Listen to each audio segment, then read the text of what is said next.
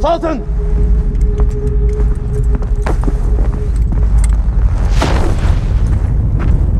In the wake of the blood moon, and just hours before Mehmed launches his final assault, he is met by an apocalyptic sight. Lights appear to be shining on the roof of Hagia Sophia. Oh my God!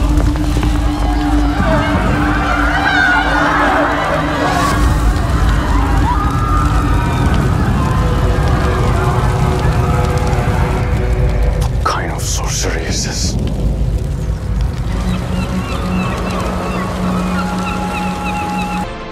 Hazmat guys aren't set yet! Can't wait! Quickly! This could break any moment. Better.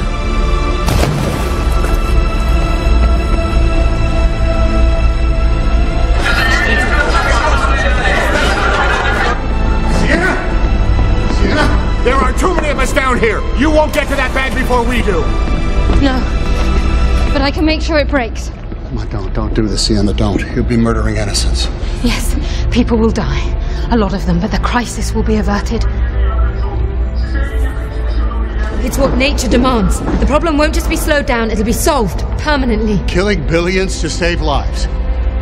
That's the logic of tyrants. For a greater good, humanity... Genius does not come with extra rights, No, Sienna. it comes with the responsibility to take action when others won't. Video of a former president going viral on social media tonight. It comes from a speech George W. Bush gave tonight at the Bush Center in Dallas. While speaking about the authoritarian regime in Russia and Vladimir Putin's invasion of Ukraine, Mr. Bush made a verbal blunder. The result is an absence of checks and balances in Russia and the decision of one man to launch a wholly unjustified and brutal invasion of of Ukraine. We have heard that 500,000 children have died. I mean, that's more children than died in Hiroshima. And you know, is the price worth it? I think this is a very hard choice, but we think the price is worth it. Those weapons of mass destruction got to be somewhere.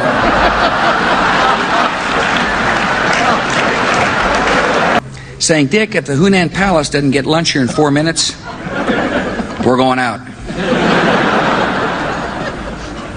Nope, no weapons over there. I have some breaking discoveries to share with you in our journey to understand this scene in I, Pet Goat 2 and how it relates to what we're experiencing this very moment in history. Let's watch.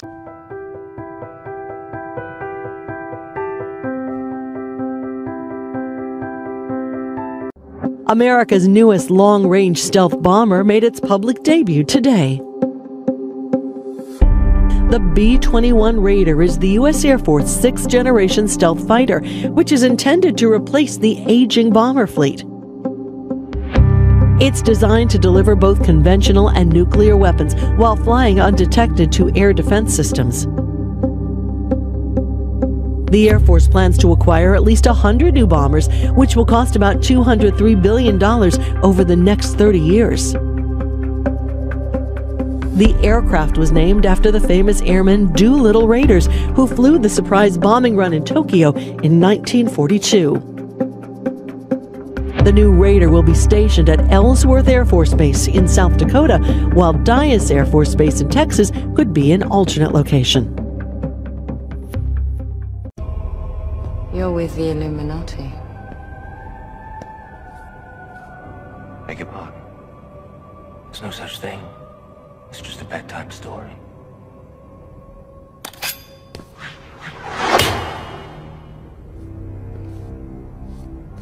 Illuminati. The people of the light.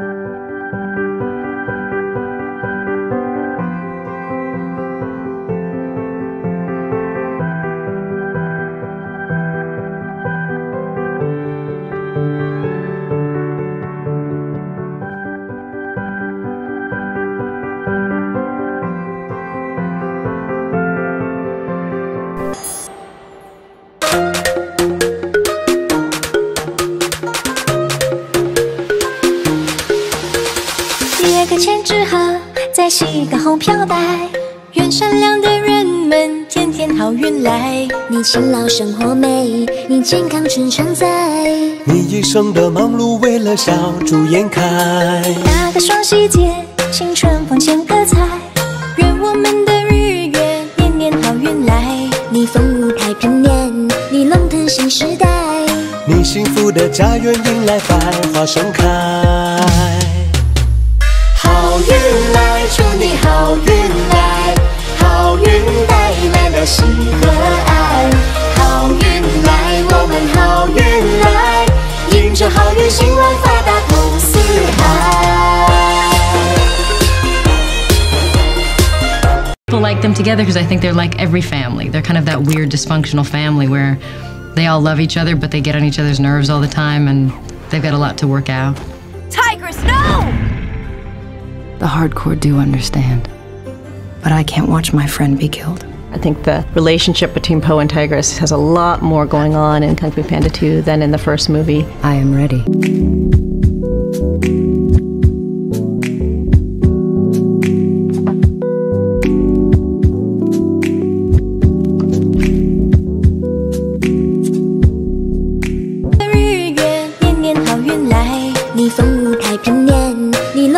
Stay. 你幸福的家园迎来百花盛开。好运来，祝你好运来。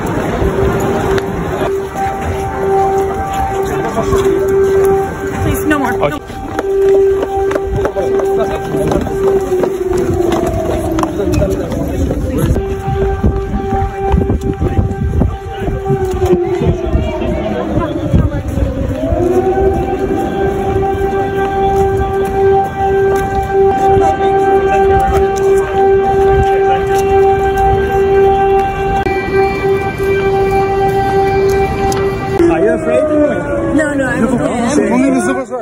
We all remember this scene in I, Pet Goat 2. The mother in the hijab head covering with the red nimbus around her head. It took me a lot of digging and research to find out exactly what this was on her head, and I finally came to the conclusion that this is what's called a red nimbus, and it was very popular in classical art going back to the 4th, 5th, and 6th century. This is the Mother and Jesus mosaic. Let me show you. This exists inside of what is called the Hagia Sophia Mosque. It created this incredibly hysterical atmosphere within the city that they could be looking at the end of the world.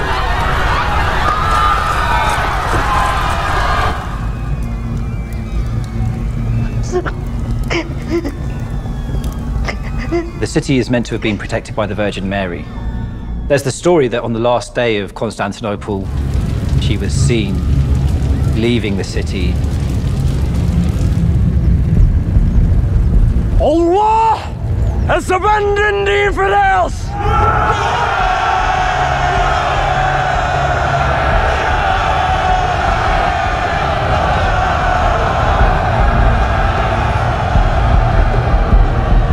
Pope Francis then proceeded to Hagia Sophia, a Christian basilica dedicated to the divine wisdom, which was built by the Emperor Constantine, destroyed several times by fire, and rebuilt in 532 by Justinian.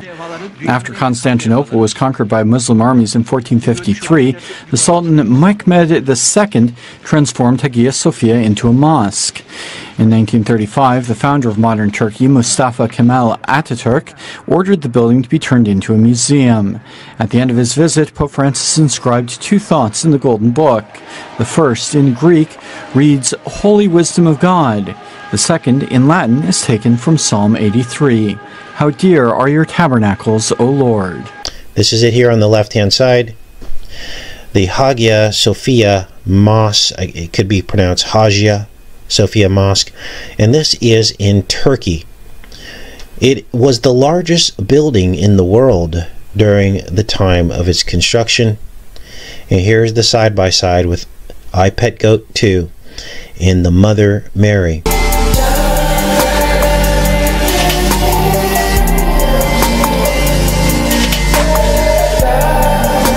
Look there, we've got the same kind of symbology on a Catholic basilica, which is kind of ironic. I'm here today at Washington DC with this big shrine to the Catholic Church here of the Immaculate Conception to have a deeper look at what it's all about.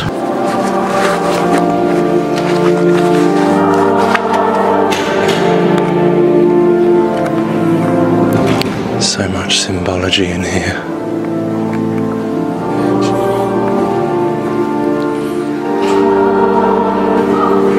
The National Shrine of Immaculate Conception. I mean, if that is not revering the Mother.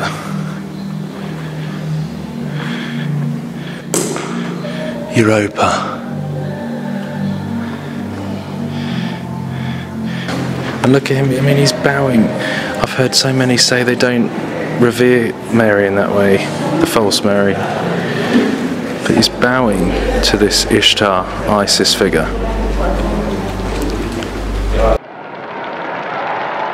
On the first day of the year, during the Angelus prayer, Pope Francis wished that every man and woman in the world would be able to welcome God, who has made man. Oggi la Madonna ci benedice tutti. Tutti. Benedice il cammino di ogni uomo e ogni donna in quest'anno che si inizia e che sarà buono proprio nella misura in cui ciascuno avrà colto la bontà di Dio che Gesù è venuto a portare nel mondo. On the solemnity of Mary, Mother of God, the Pope invited the pilgrims to think especially about Our Lady, greeting her like this. Che io vorrei che tutti la salutiamo adesso, dicendo per 3 volte Santa Madre di Dio. Insieme, Santa Madre di Dio, Santa Madre di Dio, Santa Madre di Dio. Now I'm going to read from this book called Queen of Rome, Queen of Islam, Queen of All by Jim Tetlow, Roger Oakland, and Brad Myers. On page 44 and page 45, why do the people of the East revere the Virgin Mary as Catholicism? Could it be that she is indistinguishable from their own goddesses? Sheen cites the Chinese goddess Kuan Yin as an example of the many Eastern goddesses that are similar to the, quote, Blessed Mother, unquote, of Catholicism. Look, pillars and archways, all the same designs as the other places, and she's sitting on a foundation stone there, behind these pillars where the veil would be, like in the Holy of Holies again, same representation, the Mother Goddess, Semiramis, Diana and Child, the false Mary. Now what you're going to notice is that she is nursing the boy. And, of course, Mother Mary nursed the man at the crucifixion. Things came full circle. And so you see this boy wrapped in basically the burial linen. So there's more to this than meets the eye. Now, in looking at and digging into this image, this mosaic, we begin to see a picture emerge. Here is the Encyclopedia Britannica, I believe this is, which actually shows, yeah, this is the Ancient History Encyclopedia. It confirms that this is the Mother Mary and Jesus, the Hagia Sophia Mosque of Turkey. Now we're going to dig into this today, and you're going to see some very crazy synchronicities that relate to exactly what we're experiencing right now. Now, when you look at this image, it was actually inaugurated on March 29th, the 88th day of the year, in 867 AD. The apse mosaics, the Virgin and Child mosaic, was the first of the post-iconoclastic mosaics inaugurated on March 29th, 867. Now, what is the significance of this? Well, later in the scene in I Pet Goat, you're going to see the boy that's in her arms, and he basically presents himself as a whirling dervish.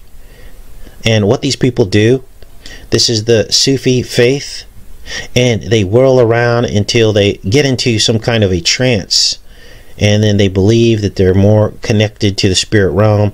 It's this swirling, whirling, and look, you actually even see that up here, this spiral effect.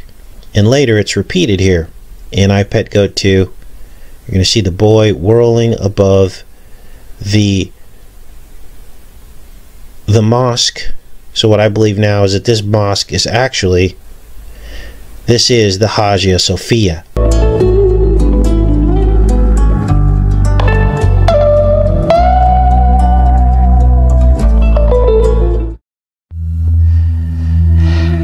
In the 13th century, while most Turkish Muslims worshipped in iconic mosques, an entirely new display of praise began to gather a following.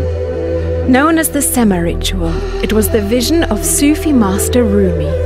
The purpose, to honor Allah and chronicle the spiritual path man must take on the journey to enlightenment. Samarkandis from the Mevlevi order of whirling dervishes are the only ones allowed to perform the ceremony. It's captivating for us, but meant for the heavens. A powerful display performed in a trance-like state.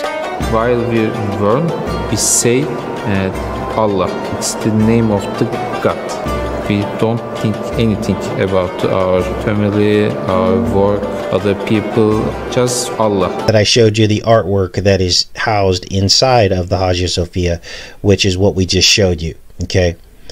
Now, over the years, we were close with this. We named another mosque called the Soleimani Mosque, and it was also on the Golden Horn of Turkey. And it made us think of the Istanbul location. And on their map, it's called the Golden Horn, and it represents a rhinoceros horn. And then I Pet Goat video has this rhinoceros head and horn that the mosque is sitting on, and Horus rises out of it with the one eye. That particular mosque is just yards away from the Hagia Sophia, so we were very close. But I want you to look at this. I've got it in slow motion. This is a whirling dervish. It's the Sufi faith. We're going to tie in some other things from history going back to 2013 that also relate very closely to what this is. So this is the mosque here that I believe is being represented. Originally we thought it was the Soleimani Mosque, but it's actually something else. Now, this mosque is actually destroyed by bombers, right? They come over in I Pet Goat 2 and they drop bombs earlier in the animation here. So we named that other mosque the Soleimani Mosque on the Golden Horn of Turkey as the famed I Pet Goat 2 mosque that was taken out by these munitions. And we base that off of this rhino-like horn protruding from the mosque. You can actually see it in this other scene. You see this horn coming off the front of this thing that looks a lot like a rhinoceros when the jets fly over and drop the munitions on it. Those are square and compasses, by the way. And there you see the rhinoceros horn on the front. So we made the connection this was the rhinoceros horn. So we named the Soleimani Mosque back in 20. So you have to ask yourself, will this come to pass, the destruction of this mosque? Well, historically, this dome was destroyed several times by earthquakes, and it is in a precarious situation right now. It's one of the most visited mosques in the world in Turkey.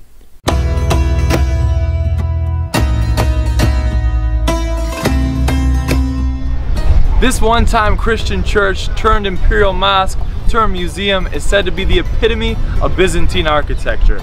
The Hagia Sophia is a beautiful structure with equally as impressive history. Let's go take a walk.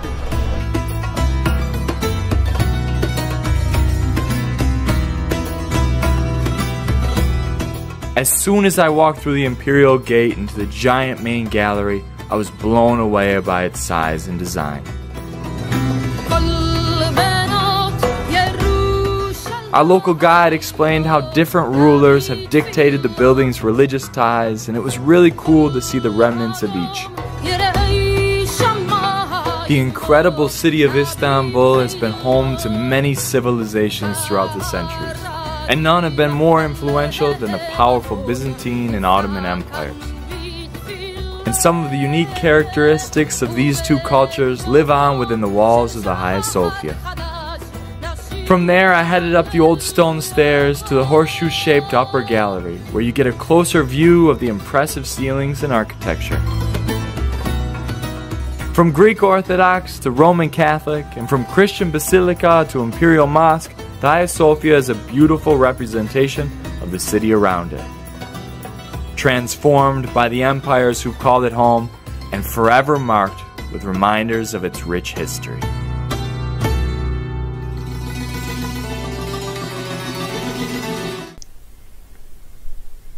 The Hagia Sophia, as it stands today, was rebuilt by a particular individual called Justinian I. And he was also depicted with this red-looking halo above his head. There's also a mosaic of him inside this mosque. Okay, here he is here with his red halo, probably close to the same artist created this mosaic. This is all made out of tiny little tiles, and this is Justinian I. Now, this was a very interesting character, this Justinian I, because Trump actually plays into this. Trump was sent a letter from this very mosque. Now, what are the odds of this? On the summer solstice eclipse, an Orthodox group begs Trump to save the Hagia Sophia from mosque conversion. Currently, the mosque is actually a museum. They converted it to a museum, and now they're talking about turning it back into a mosque. This story was dated June 21st, the day of the summer solstice eclipse that just happened, and also the day that Donald Trump did his first comeback rally. We covered all that on this channel. It says here, an Orthodox group has sent a letter to President Trump calling on him to intervene to prevent Turkey from turning the Hagia Sophia into a mosque. The Christian website Alatia said, Anthony so-and-so, National Commander of the Order of St. Andrew the Apostle, implored Trump to work to prevent this sacrilegious and unnecessary decision in a letter dated June 17th.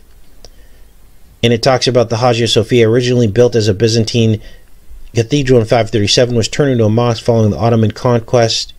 We're going to look at all the history of this.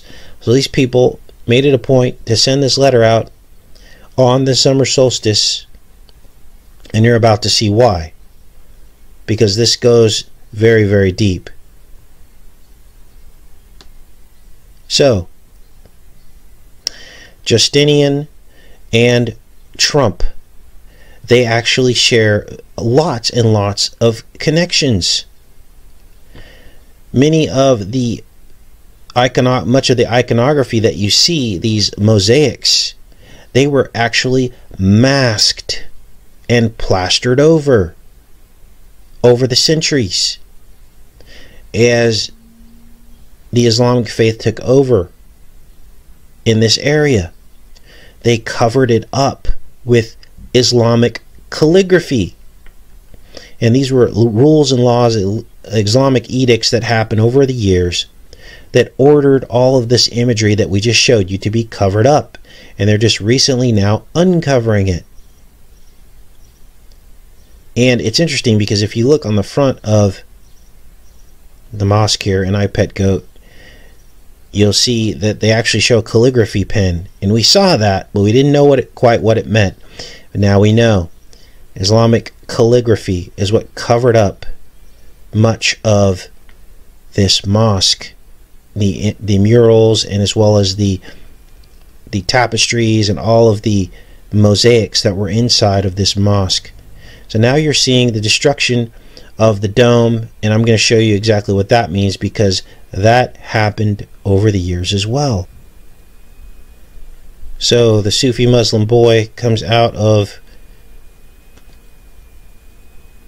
the top of this, the whirling dervish, and there you see the calligraphy all over the front of this. There's actually a calligraphy pen right there. It's very small at the entrance of this doorway, but you can see the tip of it there. And that's because over the centuries they covered all of this up. Okay.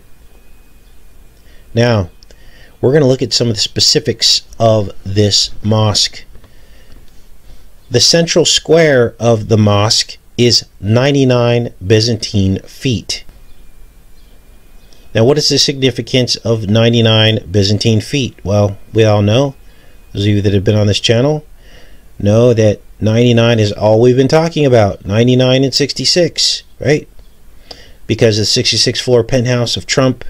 But here it is right here. The Hagia Sophia is not 100 Byzantine feet, but instead 99. There's more synchronicities. It was inaugurated 2 days after Apollo's birthday. We've been talking all about Apollo, the Apollo eclipse on December 26th. Okay? And here it is, the inauguration, December 27th, just 2 days after Apollo's birthday in 537. But there's more. The main dome collapsed from an earthquake in 558 AD. Here it is right here. Earthquakes in August 553 and on December 14, 557 caused cracks in the main dome. The main dome collapsed completely during a subsequent earthquake on the 7th of May 558, destroying the ambient altar and ciborium. So now you know exactly what you're looking at in this scene from My Pet Goat, the collapse of the dome.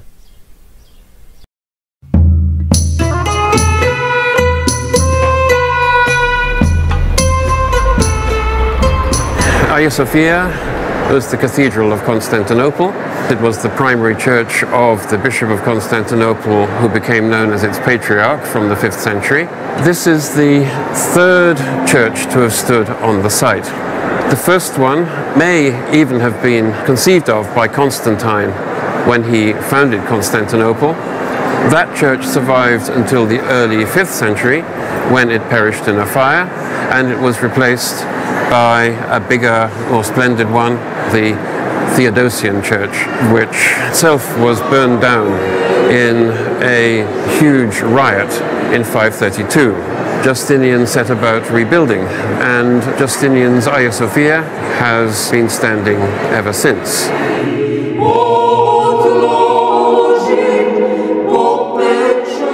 All the occupants of Constantinople, of whatever religion, have continued to be amazed by this church and to want to preserve it, to have it for themselves. One of the first things that Mehmed the Conqueror did on taking the city was to declare that this should become a mosque. The church served as the main mosque of the Ottoman Empire until the end of the Ottoman Empire, and then it was converted into a museum and has been such since 1934. And even now, they're saying that because of water and humidity, that there's all these problems with the repaired dome. That it is basically on the verge of imminent collapse. The building's copper roof had cracked, causing water to leak down over the fragile frescoes and mosaics. Moisture entered from below as well. Rising groundwater had raised the level of the humidity within the monument, creating an unstable environment for stone and paint. So this is the state of the modern Hagia Sophia. Now, my guess is that it's only a matter of time before this collapses, and the dome just happens to be 107 feet in diameter, which of course is the 107, number 107 in the scene about the Florence Nightingale effect in Back to the Future, which is shortened to 17, which is Q. Florence Nightingale was a pioneer of public health and the founder of modern nursing. Because of Florence Nightingale, nursing is one of the most regulated and respected professions in the world. Named after her city of birth, Florence, Italy, Florence Nightingale was born on May 12, 1820, into an upper-class British family. As a woman of her time and her class, it would have been expected that she would marry, maintain a lovely home, and be a hostess. But Florence Nightingale had very different plans. Though at the time nursing was not a respected profession, Nightingale felt very called to become a nurse. At age 24, Nightingale defied her parents' expectations to marry a suitable match and left England to study at the Kaiserswerth Hospital in Dusseldorf, Germany. When she returned from Germany, she took a job as a nurse at a hospital in London, and she was eventually promoted after only a year to be head of nursing there. She improved sanitary conditions so much that she garnered a reputation as a reformer and as an advocate for public health. During the Crimean War, the British press made public the horrendous conditions of the wounded soldiers in Turkey. The army turned to Florence Nightingale for help. Sidney Herbert, Secretary at War, reached out directly to Nightingale. When Nightingale and her band of nurses arrived at Scutari, the hospital in the Crimea, they were shocked at what they found. The field hospitals were positioned on cesspools of putrid water. Patients were lying in their filth. More soldiers were dying from infections than they were from wounds sustained on the battlefield. Many of the reforms that Florence Nightingale instituted were quite revolutionary. Nightingale insisted that there be fresh air and water for all the soldiers, that recuperating soldiers receive healthy food to eat to help make them better, and that all of the bandages and sheets and blankets were adequately laundered each day. By the time she was done, Florence Nightingale had succeeded in reducing the death rate within these military hospitals by 2/3. Known as the Angel of the Crimea, Nightingale returned to England and received a hero's welcome, a medal from Queen Victoria, and a gift of $250,000. She devoted the rest of her life to effecting change in medical care. In 1860, Florence Nightingale founded at St. Thomas Hospital in London the Nightingale Training School for Nurses. She was a pioneer in the use of cutting-edge statistical methods of the time to design hospitals and medical systems to maximize the health of the community at large. This really helped her to make her message known to the parliamentarians and government agencies who would make important decisions about hospitals and healthcare. In her later years, Nightingale was officially honored by Germany, France, Norway, and numerous prestigious British societies. She died at her London home on August 13, 1910. The fact that we have a nursing profession today is in large part thanks to the work of Florence Nightingale. I'm delighted to be with you all today, in digital spirit, that is, at least. And let me start by reiterating all that has been said so far and paying tribute to the incredible work that NHS staff across the country have been doing to tackle the coronavirus pandemic. Their selfless commitment has touched the hearts of the entire nation. The building you are standing in is yet another example of how people across the country have risen to this unprecedented challenge. The Nightingale hospitals will rightly go down as landmarks in the history of the NHS. And the NHS Nightingale Hospital Birmingham is a wonderful example of Britain pulling together. And having spoken to some of the people who helped build it, hospitals are about the people and not the bricks. NHS staff, armed forces, local governments, and the private sector have collectively stepped up to turn this exhibition centre into a hospital. You all deserve our huge thanks, and you should all be hugely proud of what you have achieved in such a short space of time. I know that the Nightingale Birmingham will provide invaluable resources for hospitals from miles and miles around. This will reassure people across the Midlands that if their local hospitals reach capacity, there will be extra beds available for their loved ones here. I find that very comforting, and I know many other people will too.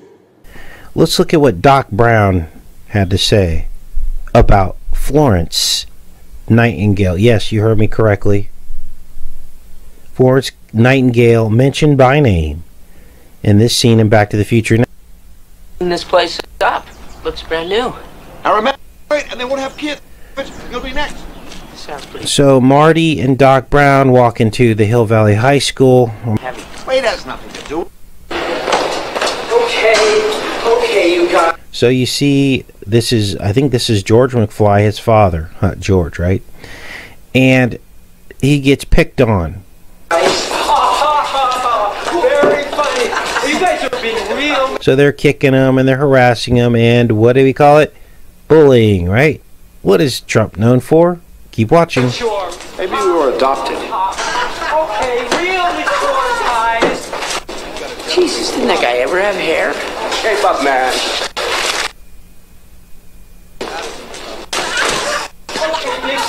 Okay, Biff, we pick up my book. So obviously Biff's in the scene. He asks Biff, which is Trump, to pick up his books. He won't. Pick up my books. Look at Strickland. And you're going to see later in the scene, right across from George McFly, is the number 17 on the door, which is Q, which is Trump. You want to be a slacker for the rest of your life? No. But did your mother ever see in that kid? No, Doc. I don't know. I guess you felt sorry for him because her dad hit him with the car. So his mother hits George in with his car. His mother feels sorry for George and ends up succumbing, falling in love, whatever you want to call it, because of the Florence Nightingale effect. He hit me with the car. That's the Florence Nightingale effect. It happens in hospitals when nurses fall in love with their patients. Happens in hospitals when nurses fall in love with their patients. Now, we had looked at this scene a couple years ago. And pulled out the 17. I think we had already identified the 17 and Biff and tied that into Q. Well, now there's another aspect to this, the Florence Nightingale effect, which I just laid out for you what exactly that means. That this whole thing we're going to, it's probably called Project Nightingale. That's my guess. I don't know that. But think about it. They wanted us all to fall in love with the nurses.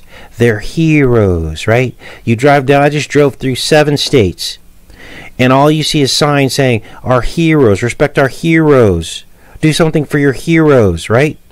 They wanted us all to fall in love with the nurses. They wanted us all together at home. Show you the documentation of this diameter of the actual dome. Now, a lot of mathematics went into the construction of the Hagia Sophia by Justinian. And Justinian's entire, we're going to talk more about Justinian, how he dovetails into Donald Trump, because he's actually been compared to Donald Trump. So it's almost as if they basically predicted, IPETGO 2 predicted the Trump presidency, because that's who he's been compared to. Here it is here. The Great Dome of Hagia Sophia is 107 feet in diameter and is only 2 feet thick. So, they say here that it is shaped like a scalloped shell, or the inside of an umbrella, with ribs that extend down from the top down to the base. Let me show you that. Here it is. Why is that significant? Because in this scene in IPETGO 2, she is sitting in a scallop shell. Right here, as you can see here. And when you look at the side by side, you also see that the image of Mother Mary and Jesus is also sitting in what appears to be a shell. And that's why these images look so identical to one another. Now, here's where we get into deeper thought, because the pearl represents the pure part of an unclean shellfish. You see, the way that a pearl actually grows inside of a shellfish, they think, they're not sure, but there is an impurity or a piece of sand or a grain of sand or something that's inside, finds its way inside of the scallop or clam. And what happens is, or oyster I should say, and some people actually guess that it could be a microorganism that begins the process of how a pearl is created. Now, many of you who are listening right now understand that we have been talking about the pearl inside the seashell for years. And now it's all coming around full circle. Because as calcium gathers around the impurity, it forms shells and layers. Layer upon layer is laid down. Shells within shells. Russian dolls. And that is very similar to exactly the nature and makeup of our reality. You create the world of the dream. We bring the subject into that dream, and they fill it with their subconscious. How could I ever acquire enough detail to make them think that it's reality? Well, dreams, they feel real while we're in them, right? It's only when we wake up that we realize something was actually strange. Let me ask you a question. You never really remember the beginning of a dream, do you? You always wind up right in the middle of what's going on. I guess, yeah. So how did we end up here? Well, we just came from the, Think about it, Ariadne. How did you get here? Where are you right now? We're dreaming? You're actually in the middle of the workshop right now, sleeping. This is your first lesson in shared dreaming. Stay calm.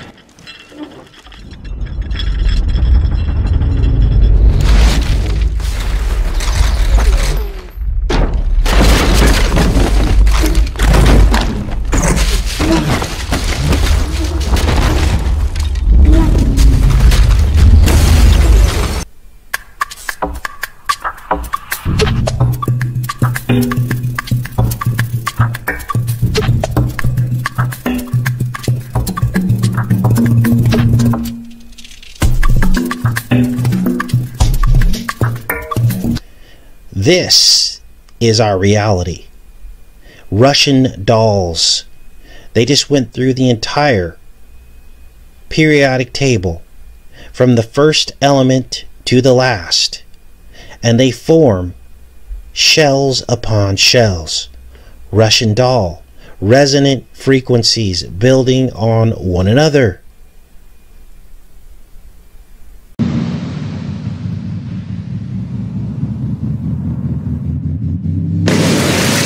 How'd it go?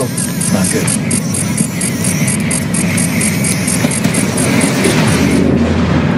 Dream within a dream, huh? I'm impressed.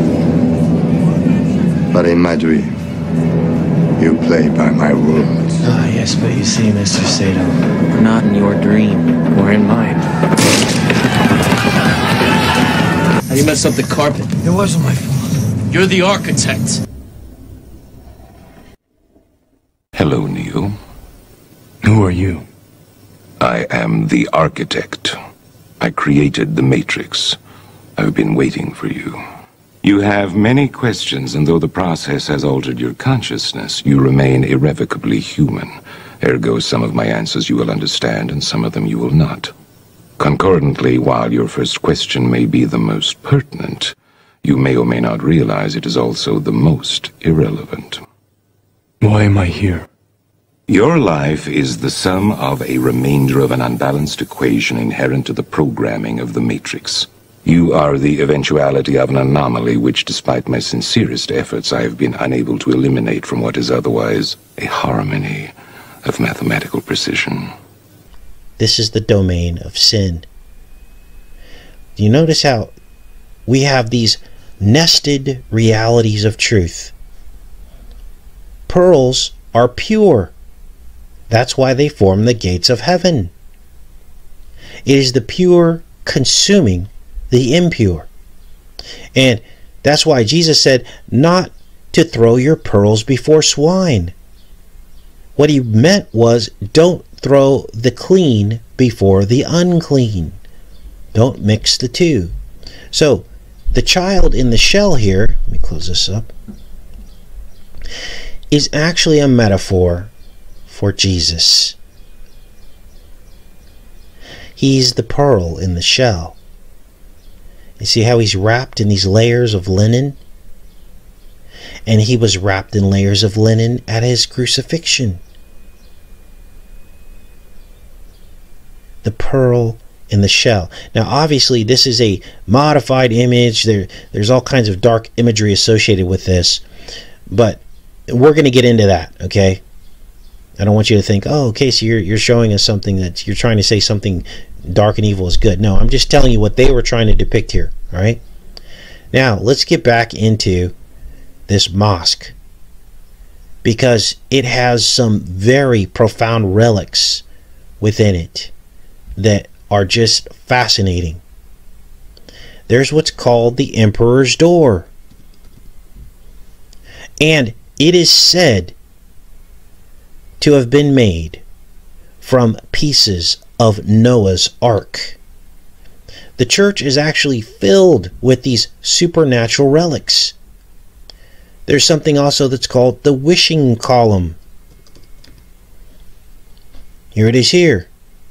And it is said to sweat or cry when you touch it. They've got it covered in like copper or bronze. But there's something like supernatural about it. Now, there's a dark history of this church, because during the siege of Constantinople, there were people trapped inside. Women and children hid inside the mosque, but they became trapped, and they became the spoils of war, divided amongst the triumphant invaders. It even says here that there were teenage males and young boys that were chained up and sold off into slavery. And now we understand the secret of this little boy here, trapped in the mosque, spoil of war in iPet Goat 2. There was actually a sultan named Suleiman, spelt just like Soleimani. You know, the guy that Trump had bombed. And he put these candlesticks outside of the doors of the mosque. Let's look at that. Here it is here in the 16th century. Sultan Suleiman the Magnificent brought 2 colossal candlesticks from his conquest of Hungary and placed them on either side of the mihrab. This is the opening here of the mosque, and you can see this looks very similar. It's actually the interior, and these are the 2 candlesticks that he bought. Now, is there any relation to Soleimani and Suleiman? I don't know, but they have the same name. It's actually spelt the same in the alternative spelling. See, in the Americanized version, we pronounce it this way, but in the rest of this article, you'll see it actually spelt differently. Let me show you. See? Spelt differently all throughout the article. 18 times, except for, actually just a few times, these are just the footnotes, but except for in the title of this Wikipedia article. Now, back to the mosque, because there's more connections. Now, Trump took out Soleiman, and in iPet Goat we see they took out the Hagia Sophia, which could have also been a metaphor for the Soleimani Mosque, which is another major mosque literally yards away from this one on the Golden Horn of Turkey. So there was some kind of manifestation of what happened in iPet Goat 2 in real life when Trump took out Soleimani. Tens of thousands joined funeral processions, giving Iran's most powerful military leader a hero's send-off. Chanting "Death to America," the crowds of Shia Muslims took to the streets in Iraq, vowing revenge. The commander of Iran's overseas operations, Qasem Soleimani, was assassinated in a US drone strike. CCTV footage has emerged of the moment that rockets hit 2 cars driving out of Baghdad's airport. Of course, there's fury in Iran too, with anti-Western demonstrations growing before Qasem Soleimani's body is flown home for burial. Iranian officials say the killing of the general is a declaration of war. At a rally in Miami, US President Donald Trump said he ordered the killing to stop a war. He was planning a very major attack, and we got him. American soldiers are pouring into the Middle East, with an extra 3,000 troops being deployed. President Trump said he wanted to get out of this region's seemingly endless wars. But in deed and words, he's doing precisely the opposite, even threatening to attack Iran's culturally significant sites. The immediate consequence of all this is that more US troops will be needed to brace for Iran's inevitable response. Adam Harvey, ABC News, Beirut. They talk about a golden crescent was mounted on the top of the dome, just like in iPad Go 2. Let me show you that. When it imploded, you'll see the golden crescent.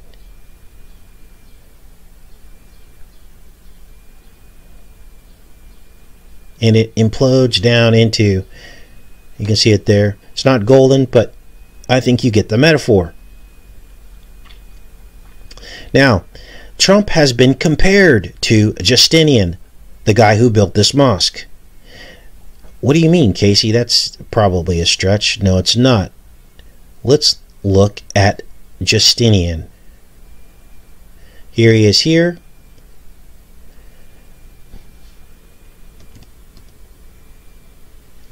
He was known as the emperor who never sleeps.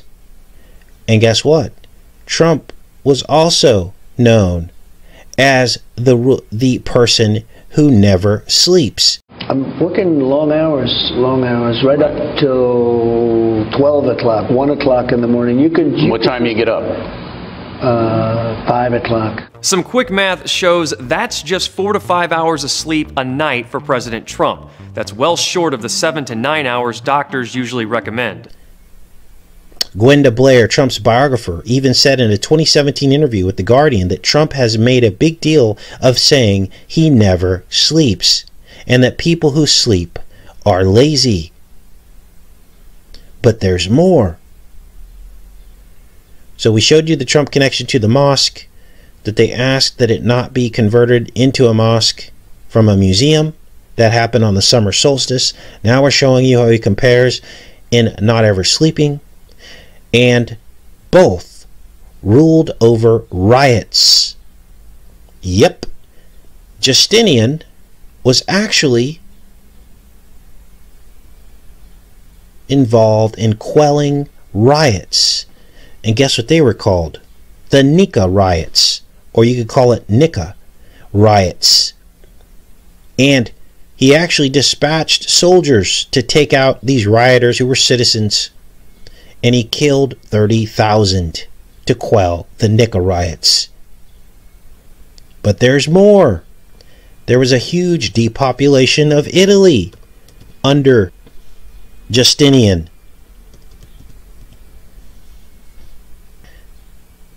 So there was all these synchronicities. Let's look this up here so you guys can see this. Look at this creepy picture of Justinian.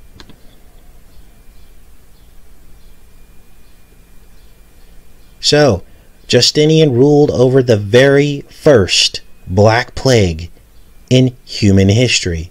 In fact, they named this Black Plague the Justinian Plague. You can't make this up. Here it is right here. The Plague of Justinian was the beginning of the first plague spamdemic. The first old world spamdemic of plague. You can't make any of this up.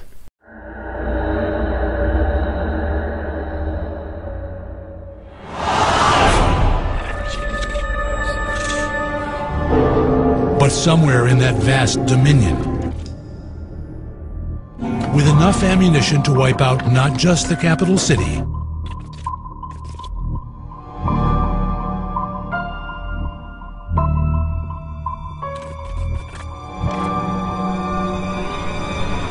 what that would mean in life.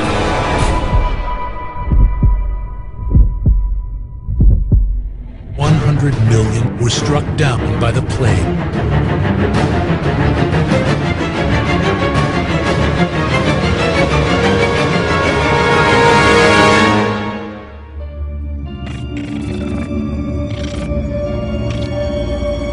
After this plague, they were hit by an earthquake and a tsunami. And I mean, this is one of the creepiest rulers I think I've ever seen, because something else happened during his rule. The sun shone. There were noxious, but it was providing daylight, but it refused to give much heat. There were nauseous fumes in the air. This was during the 530s, and it seemed to many that God had abandoned the Christian Roman Empire. This caused a famine unlike any of those of the time that it's seen before. Winter is coming, just like in Game of Thrones. The sun shone, but it refused to give much heat. I know this is hard for you, but winter is coming. We know what's coming with it. We can't face it alone. And who can say how many years this winter will last?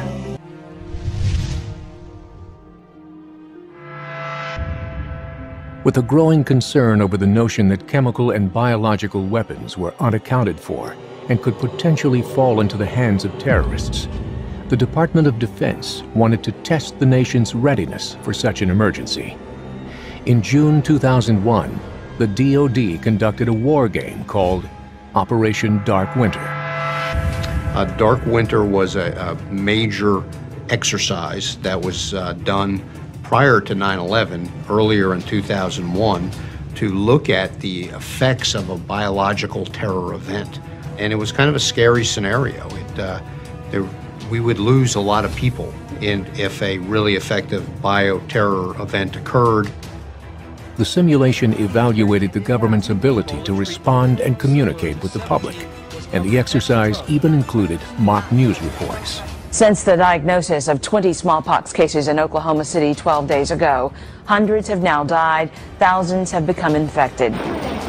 We had to, think about things like, quarantines and martial law, and things like that. All of a sudden, our system wasn't our system anymore because we had this terrible thing going on, and we had to change. We had to, change the way we thought about things. We had to change the way the military interrelated with the civilian world, and it was really an eye-opener. And the conclusion were tens of millions of deaths, no commerce between states, no airplanes flying for 6 months, and war between Oklahoma and Texas. Today, the world is confronting a public health emergency unlike any we've seen in over a century. We are facing a highly transmissible and deadly virus which not only claims lives but also disrupts the very foundations of our society. The American healthcare system is being taxed to the limit. Our economy is spiraling downward, and our population is being paralyzed by fear stemming from a lack of a coordinated response and a dearth of accurate, clear communication about the path forward. Our window of opportunity is closing. If we fail to improve our response now, based on science, I fear the pandemic will get worse and be prolonged. There will be likely a resurgence of COVID-19 this fall. It'll be greatly compounded by the challenges of seasonal influenza. Without better planning, 2020 could be the darkest winter in modern history. 2020 could be the darkest winter in modern history. Solar minimum? Who knows?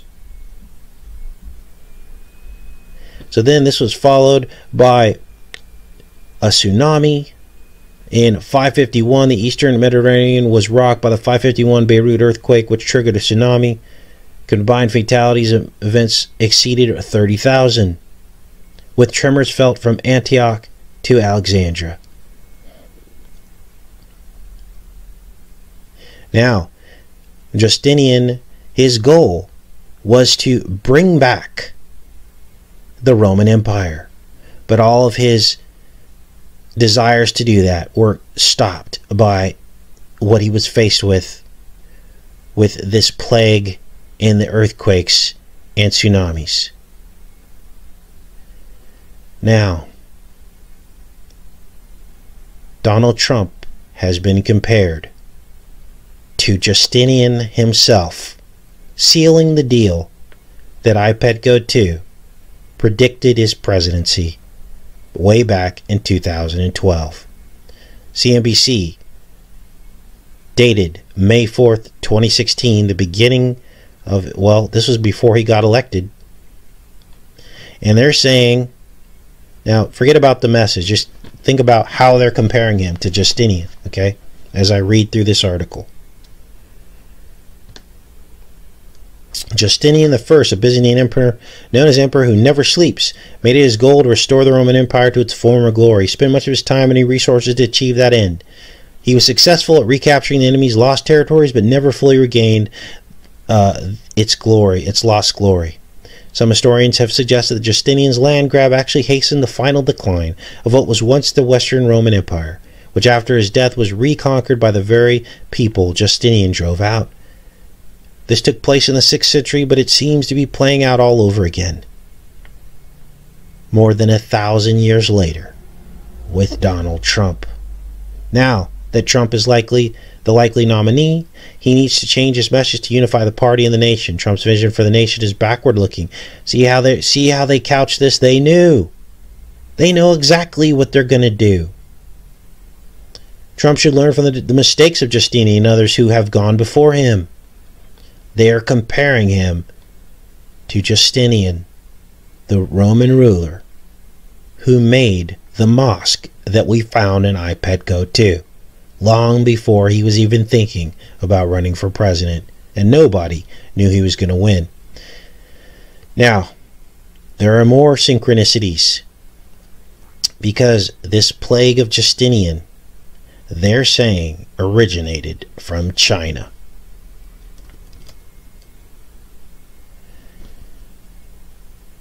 It says here, ancient and modern Yersinia pestis strains closely related to the ancestor of the Justinian plague strain have been found in Tian Shan, a system of mountain ranges on the borders of Kazakhstan, Kyrgyzstan, and China, suggesting that the Justinian plague originated in or near that region.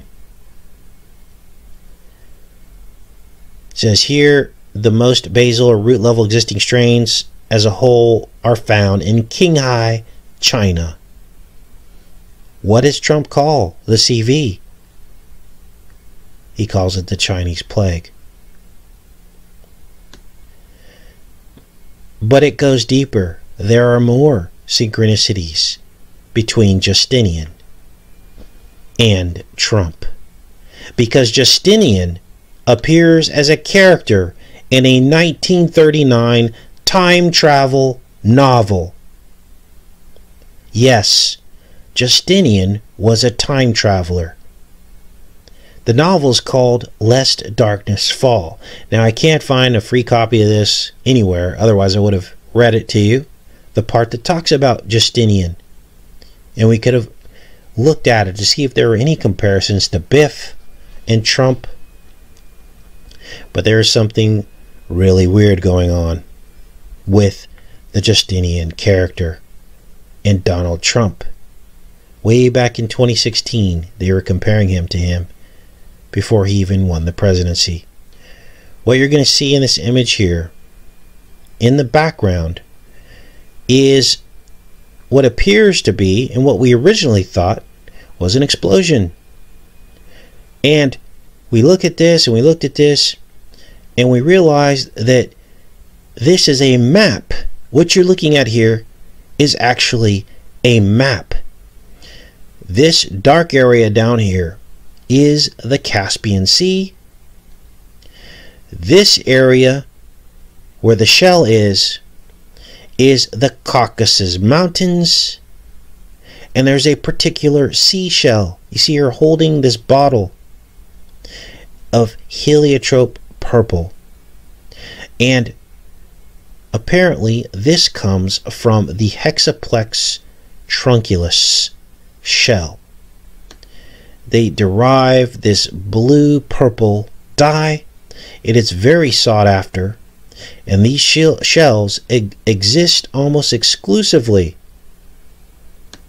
in the Caucasus Mountains, which basically divide the Caspian Sea from the Black Sea.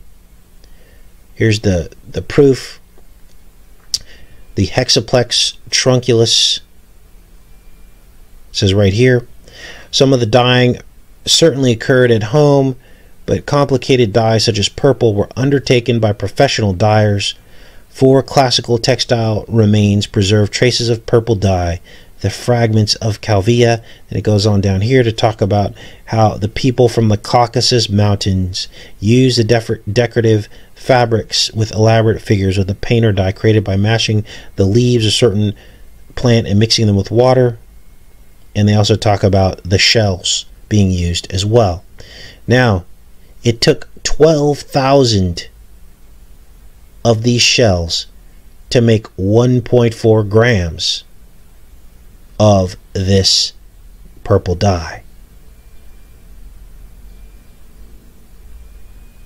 So if we're looking at this as a map, as I just spoke to you a few minutes ago, and we're trying to figure out that this is the Caspian Sea, this is the Caucasus Mountains, what's this in the background? Well, this is the Astana Concert Hall. And this is where things go off the rails, where we wrap this all up. You see these large, protruding, but somewhat, concentric looking protrusions coming out of the ground. Okay, so I dug, and we actually found this back in 2013. This is most likely the Astana Concert Hall. So this is the Astana Concert Hall, okay? And as you can see, it is very visually similar. And so if we were to look at this as a map and compare this image here, we begin to see that this emerges. And it looks very visually similar to the concert hall. So now let's look at the map. Now that you have your orientation, the Caucasus Mountains, which are here. Let's blow this up. Here the Caucasus Mountain divides the Black Sea from the Caspian Sea. This is where all these purple shells are that were used in antiquity. And then here is Astana right here. So now you see that the woman is sitting in the shell here. You saw the black portion, which is the Caspian Sea, between her and the Astana Concert Hall. It's a progression. Now, when we look at the eclipse that occurred on June 21st, this will help tie it all in together. Remember the Boston Marathon? Well, the mother and the family were from this region right here.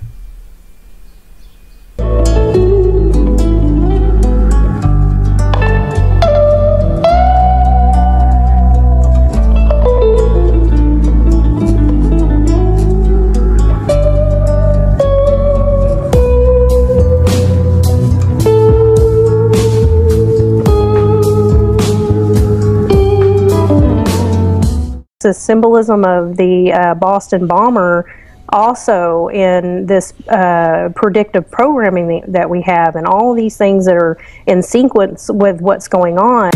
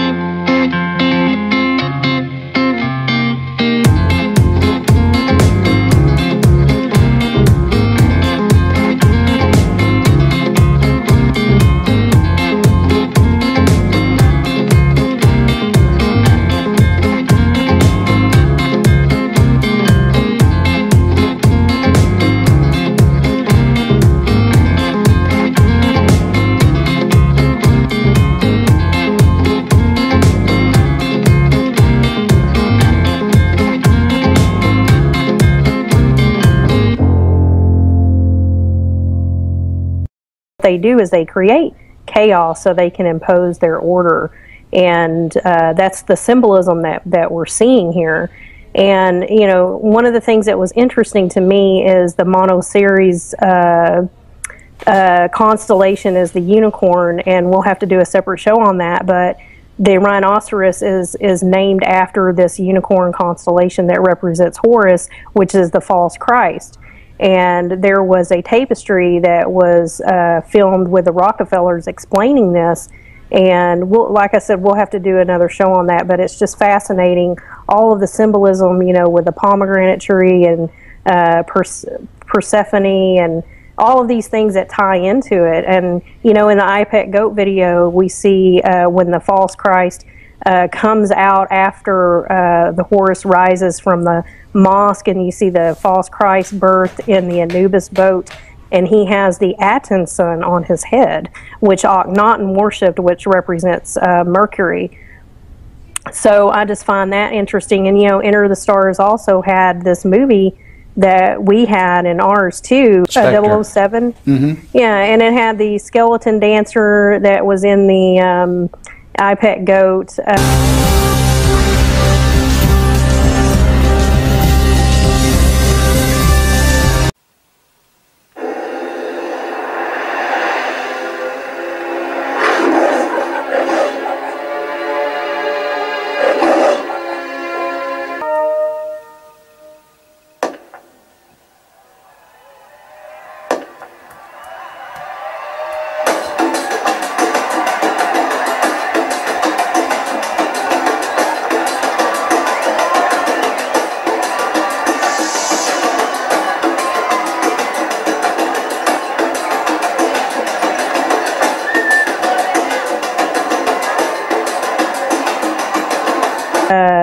And then you see the skeleton on top on the specter. But not only that, there was a one-eyed showing the one-eyed symbolism again in that movie that we showed in our last video. And then in that other movie that we showed with the Eye of Horus and him putting the eye in his head. I mean, there's a lot of symbolism of war.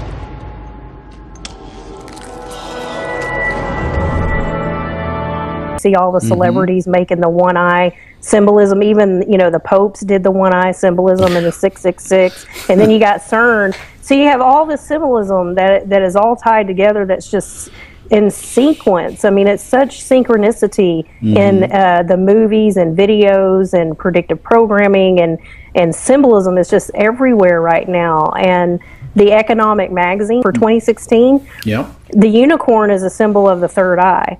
And so you see this guy wearing a blue hat representing Mars, the god of war, and he has some sunglasses on that says Pi upside down, which is representing the Indo-Europeans, and it's a bloodline of the silver thread.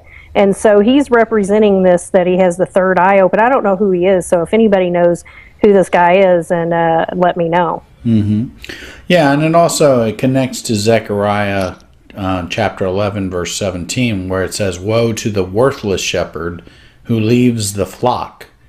A sword will be on his arm and on his right eye. His arm will be totally withered and his right eye will be blind." And I find that totally relates to this one eye symbolism that they like to do. Unbelievable. Now, the mother, we're going to call them the SARS, because that's how you say the first part of their name. The two sons, the two brothers that were at the Boston Marathon were accused, right? Well, their mother is often pictured in a hijab, just like the woman in I Pet Goat 2. This is her right here. And in I Pet Goat 2, she is pictured crying black tears. Look at the tears on her face. They are black. Well, there was a particular song called Black Tears by an Australian band. And it was all about an in-custody police death. Here's the song here, Black Tears, Australian alternative rock band Powderfinger. 6th studio album on June 2nd, 2007. And this was all about a man who died in the 2004 Palm Island death in custody. Here's the Wikipedia page here. And of course, who died in police custody? One of the brothers. Now, this was an Aborigine man who was killed, and now you understand how this all comes full circle back to exactly what we're experiencing right now. You just saw the beginning and the end of something very important. Now, one of the boys, see if we can find his picture. There he is. Look at his eye. He was a boxer. This is the one that died in police custody. And if you look at the images of iPetGoat, the woman, the mother, remember, she's also a metaphor for Mary and the child Jesus, right? But they're also dovetailing. Remember, it's nested realities. So it can mean 2 or 3 or 4 or 5 different things. In God's mind, it represents infinite truth. There are infinite meanings to any one thing. But in this iPetGoat scene, we're looking at 2 nested realities. In one reality, it's Mother Mary and the son Jesus. In another reality, it's Mother Sar and her son. Look at the eye. Look at the eye. Wrapped in boxing tape instead of the ceremonial linen. Wrapped in boxing tape. Unbelievable. Now you'll see the scarab beetle crawling on his forehead. Remember, iPetGoat 2 came out in 2012, long before anything that we're talking about today happened. This scarab we identified back in 2013. Scarab backwards is Barak. Barak's scarab, under the president under which this in custody death would happen. Remember, the mother saw the videotape and she said, "That's my son," and nobody listened. He was alive in police custody and then he was gone.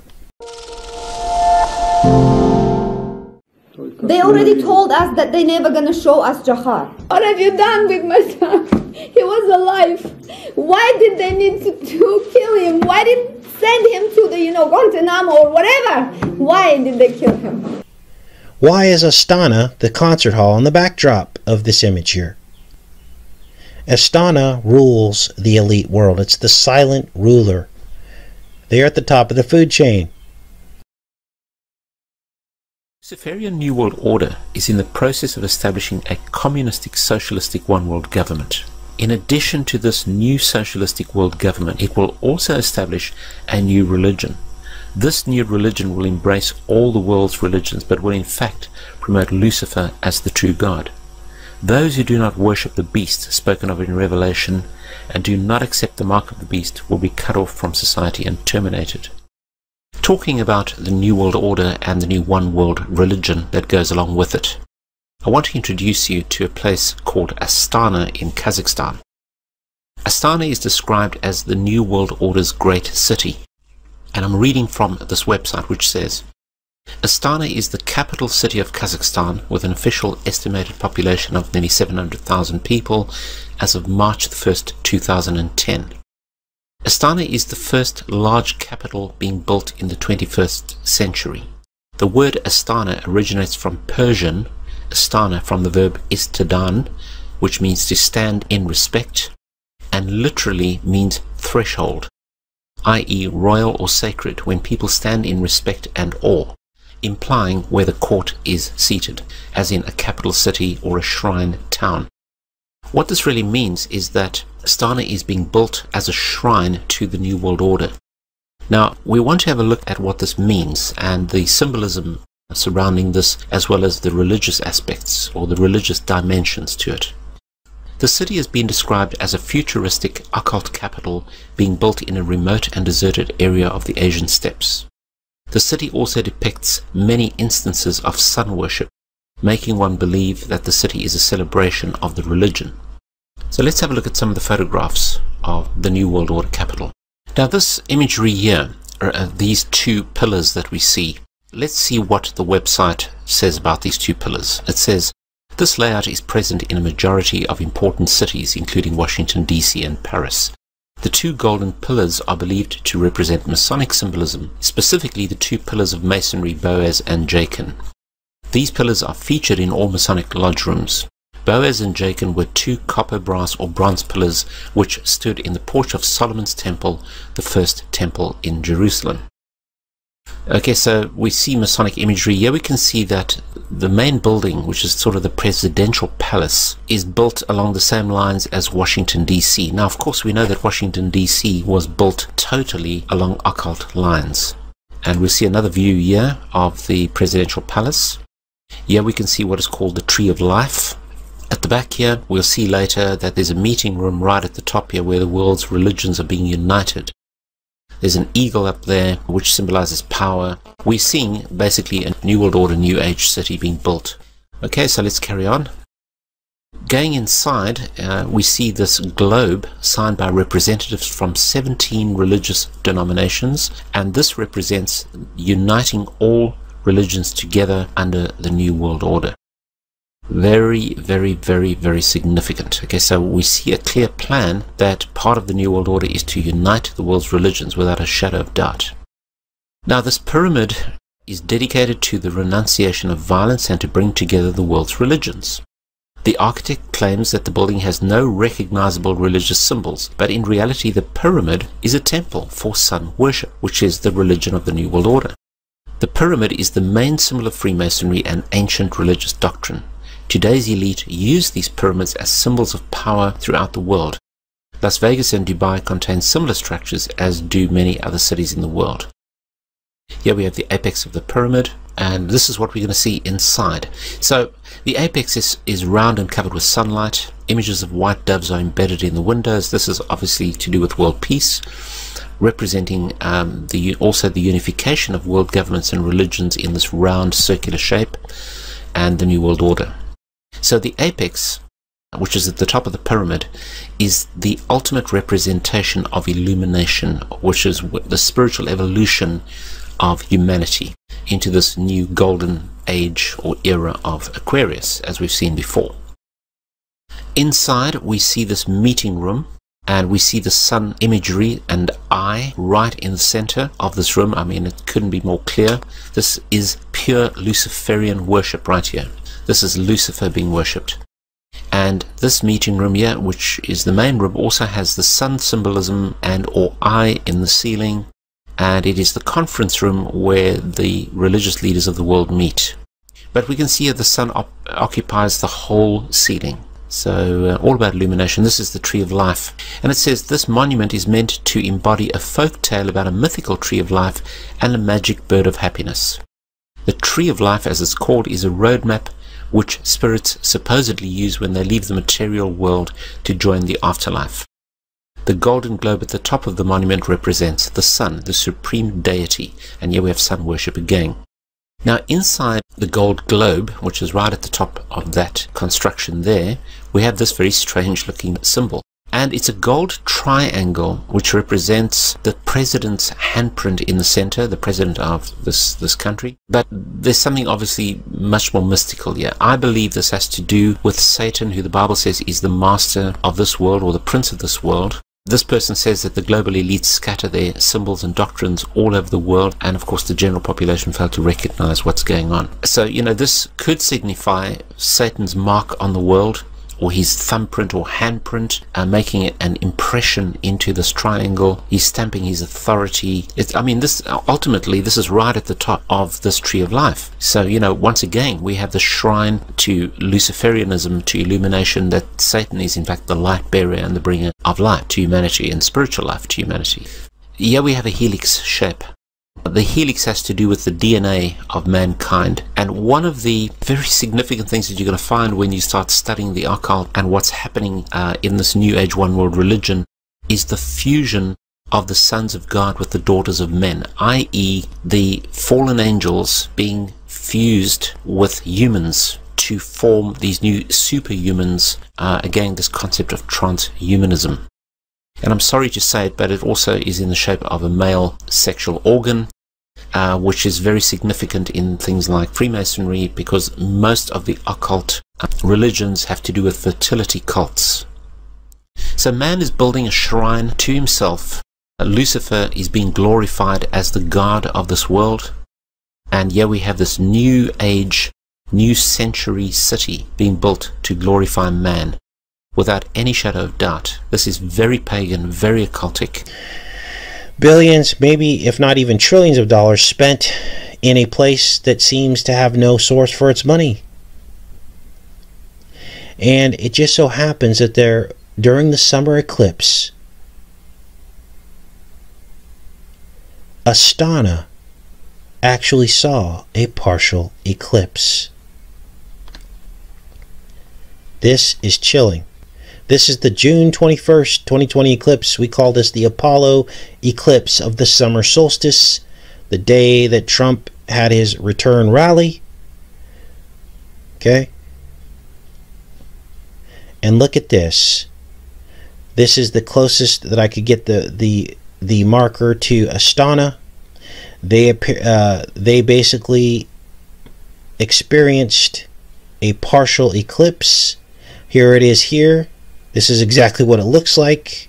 And now I believe we found what this is in the background. That's the partial eclipse right there.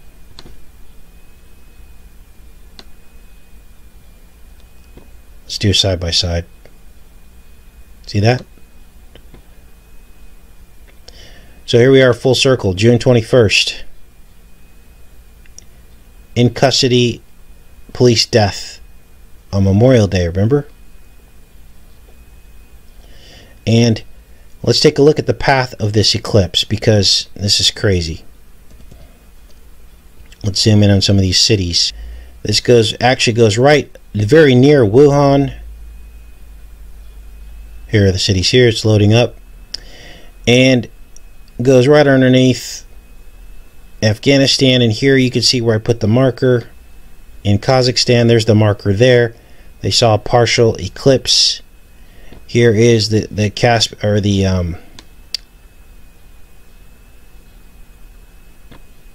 sea there. Here are the Caucasus Mountains.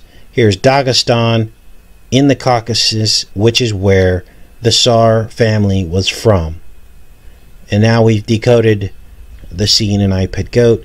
And as you can see here, all down through here, this is all hijab territory. Bottom of Saudi Arabia, the eclipse went right through it. And this marked the cry later. Cry later. See her face? The sad face eclipse. But why? Because it forms a sad face. The path of the eclipse forms a sad face. Okay, there it is right there. And we've all been masked. She's wearing her mask. That's not a mask, Casey. Yes, it is. It's the Cry Later mask. Now, there's the veil. It's called a niqab. It is a part of the hijab. So, see the mouth? That is a mask. She is wearing a mask. You just don't know it. See? Cry Later eclipse. We have the smile now on December 26th. That went right underneath China. That marked the beginning. They were telling us all to smile together at home. And now we're crying later because we bought the lie.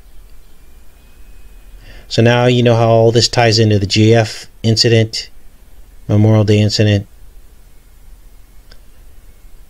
And now we're all in our hijab, niqab, masks. This was about fear of the faith. All while masking us under the faith, under their faith in America. That's what this is. It's humiliation and fear. They're wielding violence to create fear and control.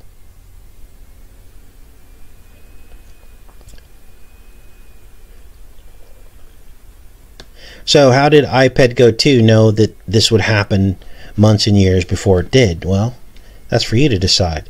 You know, they give us clues. The Economist cover, you know, people, you know, some people turn away from iPetGo 2, but yet when something comes out like on The Simpsons or South Park, that's okay when they foreshadow things, but iPetGo wasn't.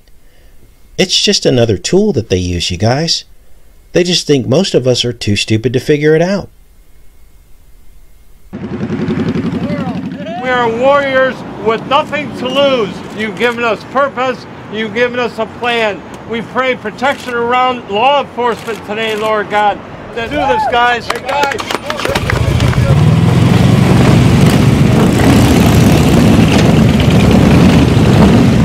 We're not looking for any fights.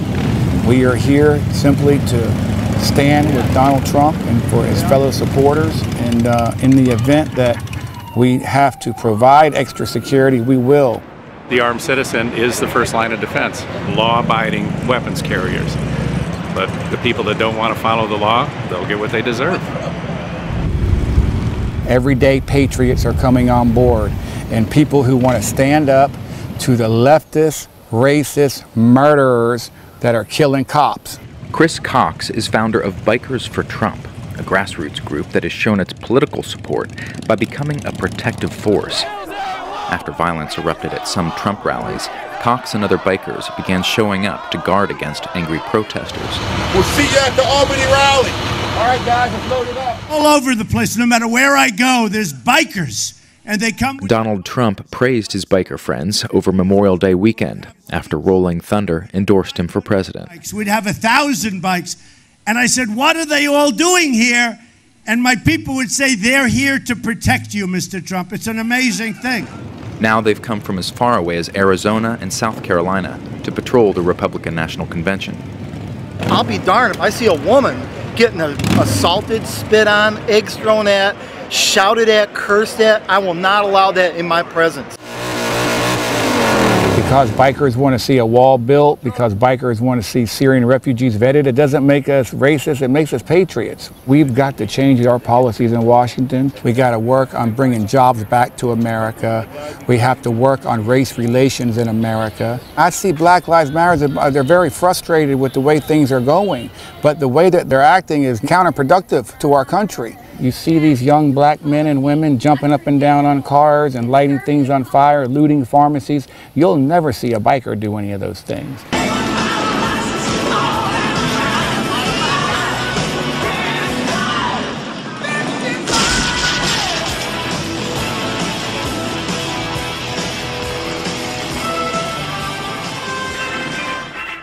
Ladies and gentlemen, welcome to the Donald Trump Museum, dedicated to America's #1 citizen and America's greatest living folk hero, the one and only Donald Trump.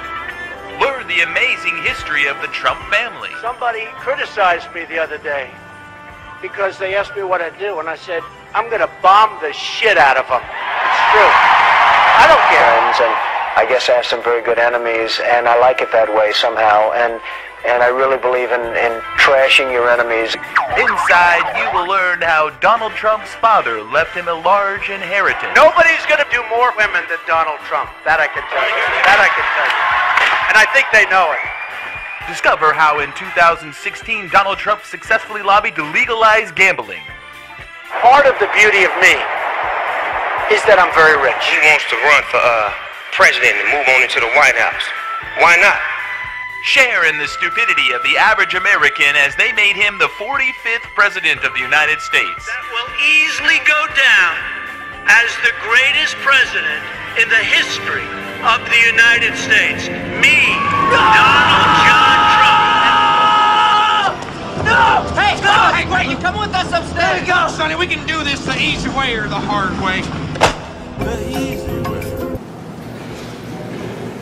See, look, even here it's saying to receive the scroll and to break open its seals. Oh my goodness, I didn't even realise this was here. I used this picture in a video the other day. That is Apollyon the Destroyer. Mars, the Roman god of war.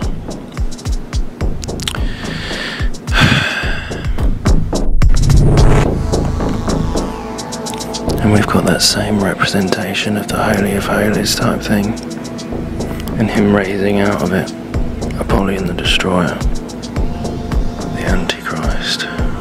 That is not Jesus. I don't think it takes much to work out that that's not Jesus.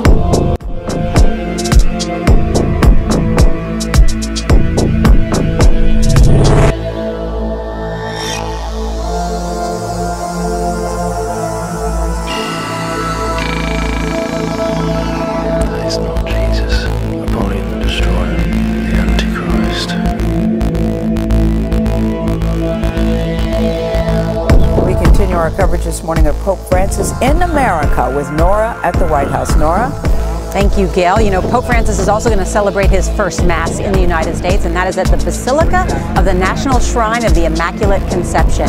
Now, he is the third Pope to visit the Basilica that is on the Catholic University of America campus. And Chip Reed is there to show us what to expect this afternoon. Chip, good morning. Well, good morning. You know, around here, most people simply call it the Shrine, and it is a beautiful building. It is the largest Roman Catholic church in America. In fact, they're expecting about 25,000 people here this afternoon to see and hear the Pope celebrate Mass.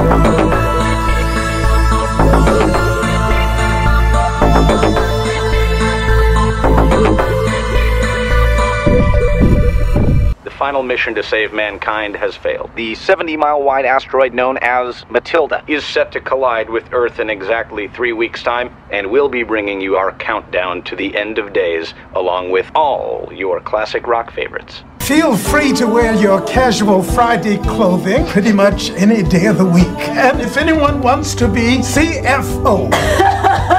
Anyone? So, what are you doing with the rest of your life? Catching up on some me time, find God.